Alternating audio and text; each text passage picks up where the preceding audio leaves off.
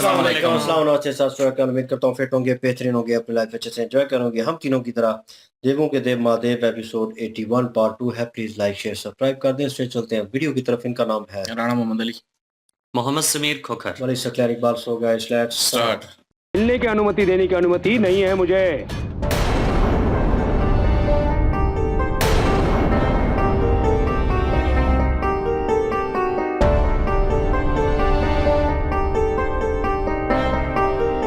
एक मूर्ति बनवानी है।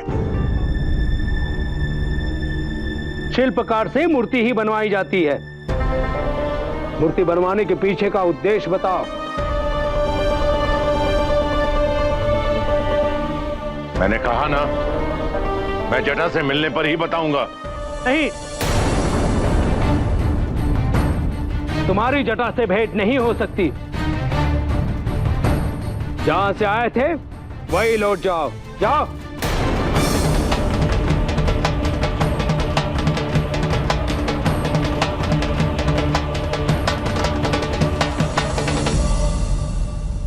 मेरी एक पुत्री है जिसका विवाह सदवीश के साथ रचा जा रहा है। यदि जटा सदवीश की एक रूपवान मूर्ति बना देंगे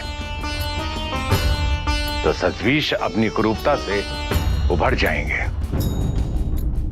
अच्छा, तो तुम वही दक्ष हो जिसकी पुत्री सती शिव की प्रेमिका है। फिर तुम सती का विवाह सतवीश से क्यों करना चाहते हो? हाँ? एक सेवक की इतनी धृष्टता। मत भूलो कि मैं प्रजापति दक्ष हूं। मैं ही हूं जिसने शिव को श्राप दिया था। तुम मेरे कोप के प्रभाव को झेलने की क्षमता नहीं रखते हो।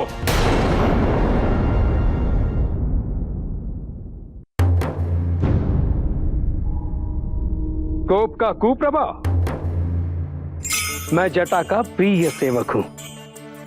यदि जटा ने तुम्हारी बकरे के रूप में मूर्ति बना दी तो तुम्हारा भी रूप बकरे जैसा हो जाएगा। समझे?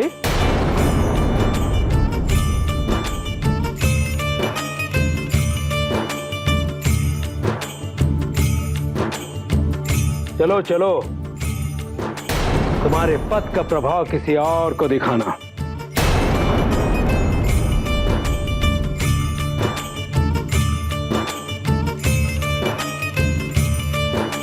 ठीक है, मुझसे बहुत बड़ी भूल हुई है, मुझे क्षमा कर दो। ठीक है, ठीक है, लेकिन एक बात तुम्हें बता दूं कि मेरे स्वामी के सामने तुम्हारा ये अहंकार कभी नहीं दिखाना और ना ही उनसे कभी कोई सवाल करना।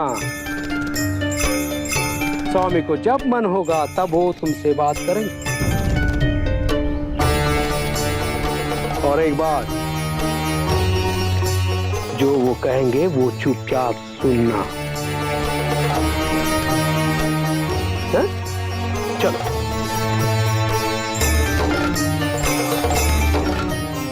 अब देख क्या रहे हो? चलो।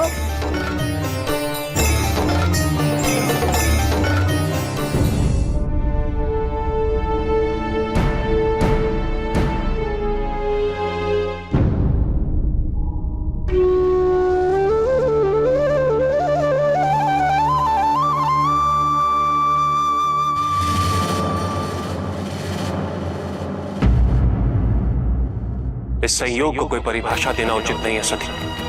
अपने आप को भटकाने से तुम्हें कुछ प्राप्त नहीं होगा।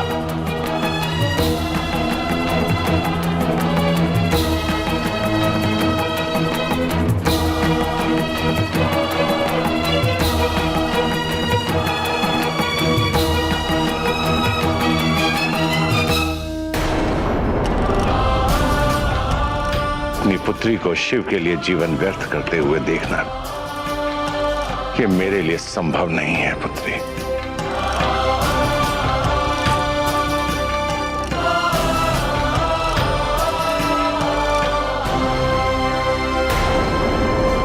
ये चिन्ह अभिशाप और ग्रहण बनकर तुम्हारे जीवन पर छा जाएगा। हमारा मिलना संभव है क्योंकि आप प्रजापति दक्ष की पुत्री दक्षिणी है।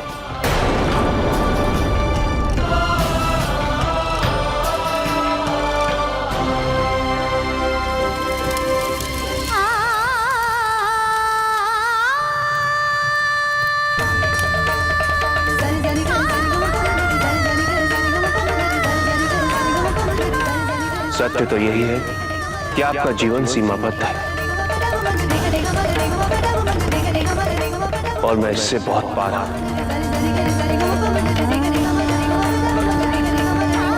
हमारा मिलना असंभव है।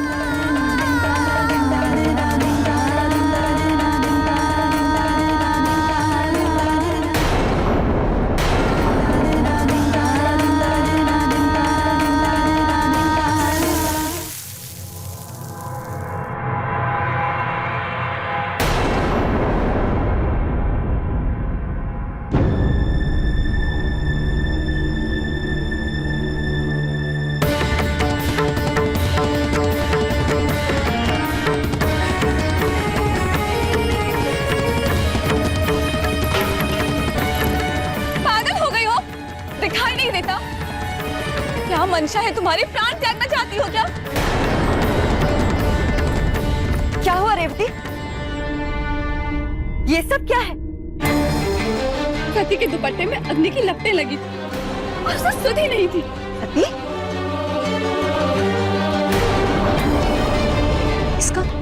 इसका शरीर तो ठंडा पड़ गया है। सती, कुछ क्षणों के लिए विश्राम कर लो।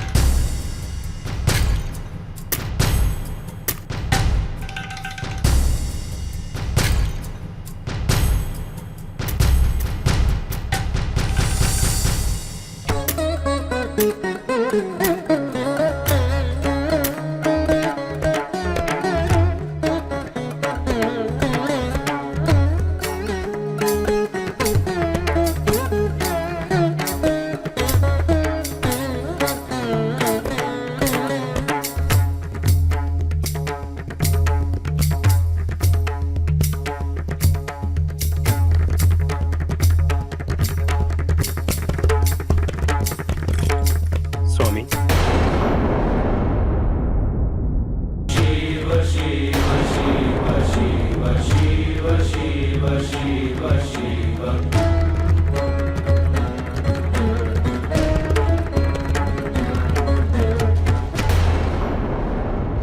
वेरी इंटरेस्टिंग जी, नो डाउट।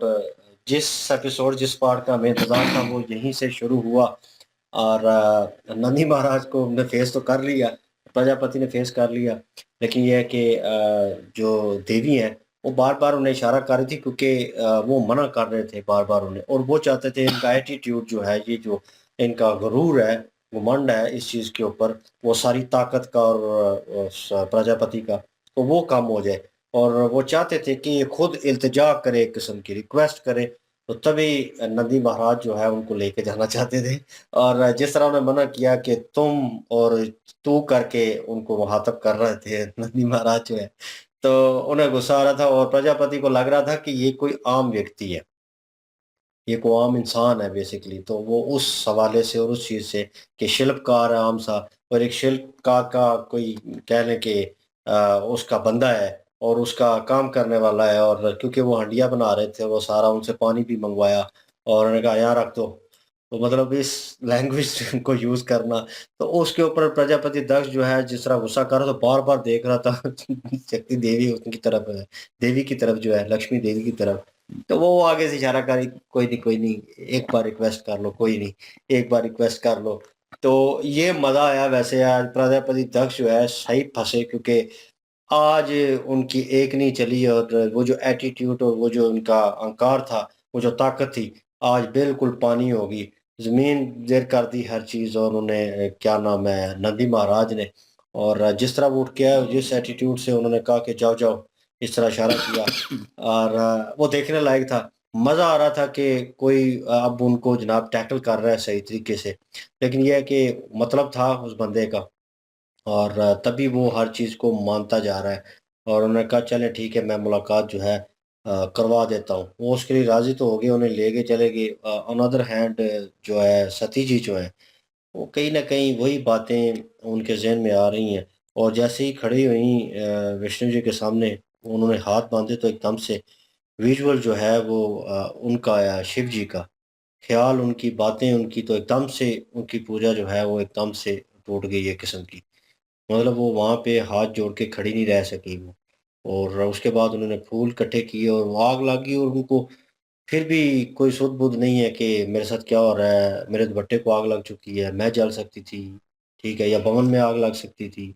उन्हें कोई होश नहीं है, वो तो उनकी जो दीदी हैं वो आई हैं और उन्होंने आके वो आग बुझाई, और उन्हें दूसरी दीदी भी जो हैं वो भी साथ में आ गई। उन्होंने कहा कि ये इसको मतलब सुध-बुध ही नहीं है, होश ही नहीं है कि हो क्या रहा है, और उन्हें लग रहा है कि इनकी तबीयत ठीक नहीं है इस वजह से। लेकिन पता तो उनको सब कुछ है कि जो सिचुएशन और जैसा कि हालात चल रहे हैं, क्योंकि लास्ट पार्ट में उनकी जो दीदी हैं उन्होंने उनको एक किस्म की सजेशन दे दी है ये कि आप चली जाएँ यहाँ से, भाग जाएँ मतलब।